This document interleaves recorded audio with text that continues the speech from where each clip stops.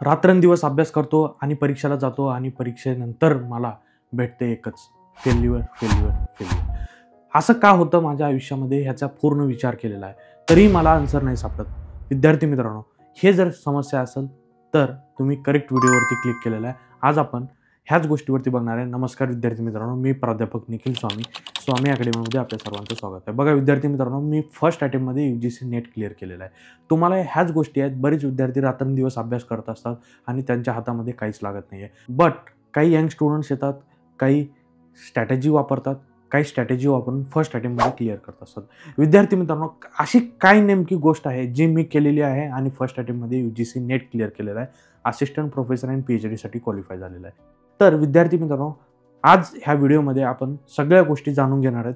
काय केलं पाहिजे आणि कसं केलं पाहिजे. UGC नेट खूप सोपी एक्झाम आहे. त्यामध्ये आपल्याला सिस्टमॅटिक वेने अभ्यास केला पाहिजे, कॅटेगरायझेशन केलं पाहिजे आणि ते सर्व गोष्टी आज आपण ह्या व्हिडिओमध्ये बघणार आहोत. विद्यार्थी मित्रांनो, बघा UGC नेटचं सिलेबस तुम्ही बघितलेलं आहे. नाही बघितलं असेल तर काय करायचं, सगळ्यात पहिल्यांदा UGC नेट सिलेबस गुगलवरती सर्च करायचं. तुम्हाला UGC नेटचं सिलेबस भेटून जाईल. त्यामध्ये प्रत्येक सेक्शनचा जो असतो ना, आपल्याला इन डिटेल कॅटेगरायझेशन करायचं आहे, इन डिटेल आपल्याला ब्रेकडाऊन करायचं सिलेबस आणि त्याबद्दल आपल्याला जाणून घ्यायचं की प्रत्येक टॉपिक्समध्ये काय काय आहे. बघा आता स्पेशली पुढे जाण्याच्या अगोदर मी तुम्हाला माझा रिझल्ट दाखवतो. ठीक आहे, हे बघा तुम्हाला रिझल्ट दिसतंय माझं. ठीक आहे, qualified for assistant professor and admission to PhD. ठीक आहे, तर हे रिझल्ट बघून तुम्हाला एक गोष्ट मी अवश्य सांगू शकतो विद्यार्थी मित्रांनो, हे नेटची एक्झाम क्लिअर करणं खूप सोपं आहे. मी फर्स्ट अटेम्प्टमध्ये 1 मंथमध्ये हे नेटची एक्झाम क्लिअर केलेलं आहे. काय राईट गायडन्स जर भेटलं तुम्हाला, ठीक आहे, right guidance and right strategy.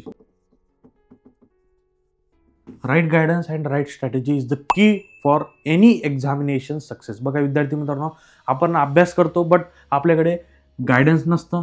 Guidance असलं तरी स्ट्रॅटेजी नसते. हे दोन्ही मेन गोष्टी आहेत जेणेकरून बरेच विद्यार्थी फेल होत असतात. बघा विद्यार्थी मित्रांनो, जर आपल्याला क्लिअर करायचं, कुठलीही एक्झाम क्लिअर करायची असेल, सगळ्यात पहिल्यांदा आपल्याला एक्झामचं सिलेबस बघायचं आहे. सगळ्यात पहिल्यांदा एक्झामचा सिलेबस काढायचा आहे. सिलेबसमध्ये बघायचं की काय आहे, टॉपिक्सचं ब्रेकडाऊन करायचं आहे. टॉपिक्सचं ब्रेकडाऊन करायचं आहे, काय काय टॉपिक्स आहेत, बायफर्केशन करायचं आहे इन डिटेल. त्याचं आणखी त्याच्यामध्ये क्रॉस करायचं आहे. समजा आता तुमचं पेपर 1 आहे, ठीक आहे, क्वालिफाईंग आहे पेपर 1 आणि पेपर 1 तुम्हाला हाय स्कोरिंग सुद्धा आहे. ठीक आहे, पेपर 1 तुमचा हाय स्कोरिंग सुद्धा आहे. स्कोर तुम्हाला देण्यासाठी मदत करत असतो विद्यार्थी मित्रांनो.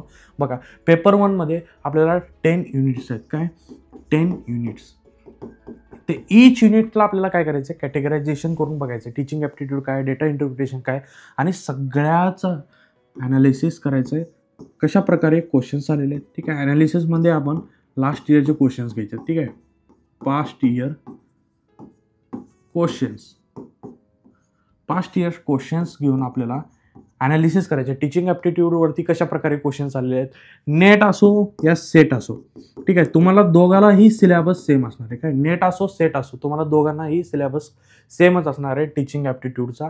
आणि तुमचं जे काही स्पेशलायझेशन असेल त्याचं सर्वांचं तुम्हाला काय करायचं आहे, सिलेबस घ्यायचा आहे आणि सिलेबस घेऊन past year question paper analysis करायचे आहे. जेव्हा तुम्ही हे past year question paper analysis केलं तर तुम्ही सगळ्यात पहिल्यांदा फर्स्ट स्टेप टुवर्ड सक्सेस टाकलेलं आहे. काय फर्स्ट स्टेप टुवर्ड सक्सेस.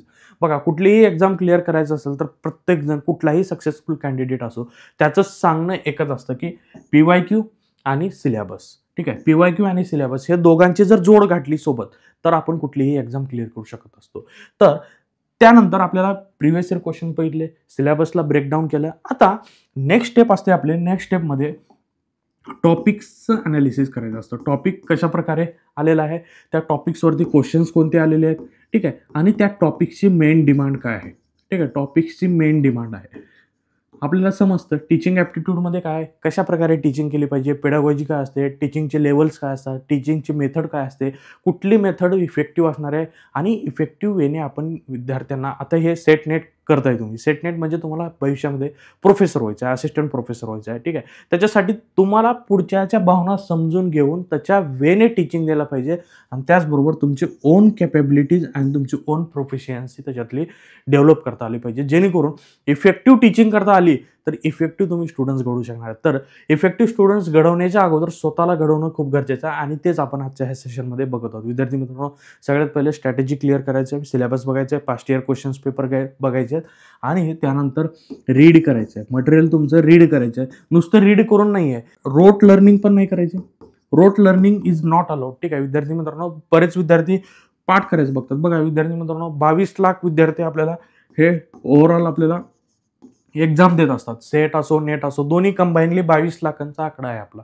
तर ह्या 22 लाखामध्ये आपल्याला JRF क्लिअर करायचं आपलं उद्दिष्ट असलं पाहिजे. Always JRF, junior research fellowship. ठीक आहे, ज्युनियर रिसर्च फेलोशिप जर तुम्ही एम केलं तर तुम्ही एनी हाऊ कंडिशनमध्ये असिस्टंट प्रोफेसर क्लिअरच करणार आहे आणि तुमच्या फर्स्ट अटेम्प्टमध्ये.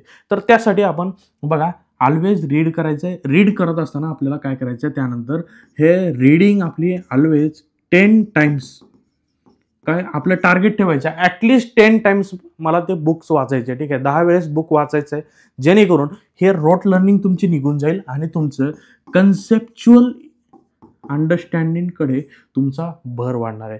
तुम्ही बार बार रीड केलं, कन्सेप्च्युअलिटी क्रिएट होणार आहे, अंडरस्टँडिंग क्रिएट होणार आहे आणि तुम्हाला रोट लर्निंगची गरज न पडता तुम्हाला हे 10 टाइम्स जर तुम्ही रीड केलं, टार्गेट 10 टाइम्स आहे, ॲटलिस्ट तुम्ही याचे 50% अचीव केलं तरी मोर दॅन इनफ आहे. ठीक आहे, मोर दॅन इनफ आहे. त्यामुळं तुमचं उद्दिष्ट आहे की रीडिंग करायचं आहे आणि अंडरस्टँडिंग वेने करायचं आहे. आणि हे तर झालं. बघा आपण स्टेप्स तुम्हाला सांगतोय. सगळ्यात पहिलं स्टेप्स काय काय केले, सिलेबस, त्यानंतर PYQ, त्यानंतर रीडिंग. आता रीडिंग झाल्यानंतर परत PYQ बघायचं. आपल्याला काय करायचं, रीडिंग झाल्यानंतर परत PYQ बघायचं. म्हणजे आपल्याला अंडरस्टँडिंग येते की फर्स्ट टॉपिक जे आपण कव्हर केलेलं आहे, सर्वात पहिल्यांदा आपण बघितलं की PYQ कोणत्या टाईपचे आले. म्हणजे PYQ रीडिंग करत असताना आपल्याला डोक्यामध्ये येत असतात की बाबा टीचिंग ॲप्टिट्यूडवरती असे क्वेश्चन्स आलेले आहेत. मग टीचिंग ॲप्टिट्यूड रीड करत असताना आपण थोडं इफेक्टिव्हली रीड करत असतो. परत रीडिंग झाली की मग परत PYQ बघायचे आणि सेक्शन वाईज असे बुक्स घ्या ज्या बुक्समध्ये सेक्शन वाईज म्हणजे टीचिंग ॲप्टिट्यूड असेल तुमचं, ठीक आहे, डेटा ॲनालिसिस असेल, डेटा इंटरप्रिटेशन असेल, हे सगळं कॅटेगरायझेशन करून त्याच्यामध्ये PYQ तुम्हाला हे सेग्रिगेट करून दिलेलं आहे. हे रीड जर केलं तर तुमचा प्रत्येक टॉपिक काय कन्सेप्च्युअली क्लिअर होणार आहे आणि तुम्हाला हे लॉंग टर्म काय होणार आहे, रिटेन्शन राहणार तुमच्याकडे, लॉंग टर्म रिटेन्शन. ह्या गोष्टीवरनं तुम्ही कुठलीही एक्झाम काय करू शकता, क्लिअर करू शकता. आता हे फर्स्ट स्टेप झाली, सेकंड स्टेप झाली, थर्ड झाली, फोर्थ झाली. त्यानंतर फिफ्थ स्टेप रीडिंग अगेन. ठीक आहे, रीडिंग अगेन. आणि लास्ट स्टेप आहे तुमची 6th नंबरची स्टेप आहे मॉक टेस्ट. हे मॉक टेस्ट जर सॉल्व केले तुम्ही तर तुमचे कुठं एरर्स होत आहेत, तुम्ही कुठं लॅकिंग करत आहे आणि तुमच्यामध्ये काय इम्प्रूव्हमेंटची गरज आहे, तुम्हाला मॉक टेस्ट तुम्हाला आरसा दाखवत असतात. आणि आरसा दाखवणं हे खूप गरजेचं असतं. जर आपण आरशात स्वतःला बघितलं नाही तोपर्यंत आपल्याला कळत नाही की आपल्यामध्ये काय इम्प्रूव्हमेंटची गरज आहे.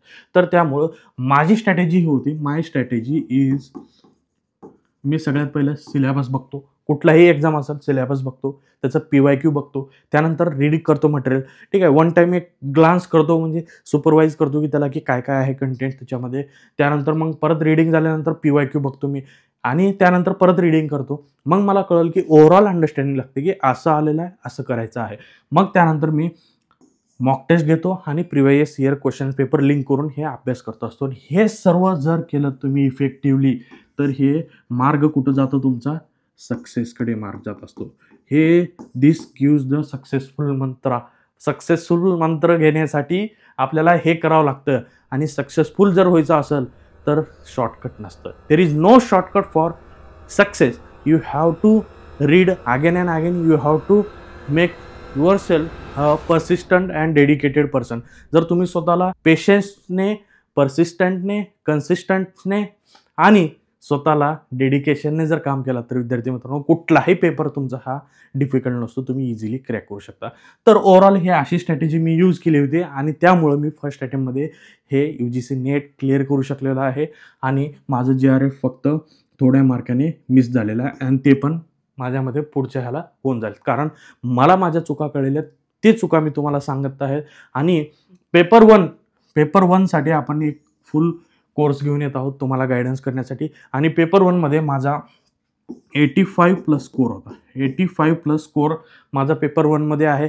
त्यामुळं मी तुम्हाला इफेक्टिव्हली सांगू शकतो की कशा प्रकारे आपण हे पेपर 1मध्ये हायेस्ट स्कोअर घेऊन तुमचा सेकंड पेपरवरती तुमचा लोड आणि सेकंड पेपर तुमचं एक लेंदी असतो. ते लेंदी पेपर जर आपल्याला क्लिअर करायचा असेल तर टाईम खूप लागतो.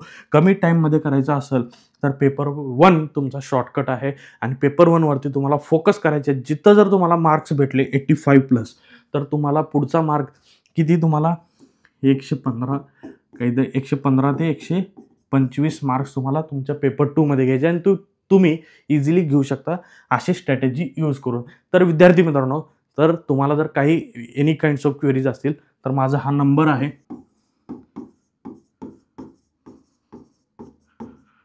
काही क्वेरीज असतील तर माझ्याशी ह्या नंबरवरती कनेक्ट करून तुम्ही ऑलवेज तुमचे डाऊट्स हे क्लिअर करू शकता आणि मी तुम्हाला ह्याच सोप्या भाषेमध्ये, सोप्या मराठीमध्ये आपल्याला गायडन्स खूप कमी आहे. तुम्हाला सेटसाठी, नेटसाठी, JRFसाठी, पेटसाठी आपण हे गायडन्स करायचा निर्धार केलेला आहे आणि त्यासाठी तुमची मदत लागणार आहे, तुमचा सपोर्ट लागणार आहे. तुम्ही मदत करायचं, कशी मदत करायची तर लाईक करायचं, शेअर करायचं आहे आणि आजच्या आज हे सबस्क्राईबचं बटन दाबायचं आहे आणि असंच मराठीमध्ये UGC नेट, सेट, JRF, पेट क्लिअर करायचं असेल तर स्वामी अकॅडमी नेट सेटचं चॅनल आजच सबस्क्राईब करा आणि तुमची लर्निंग इझी बनवा.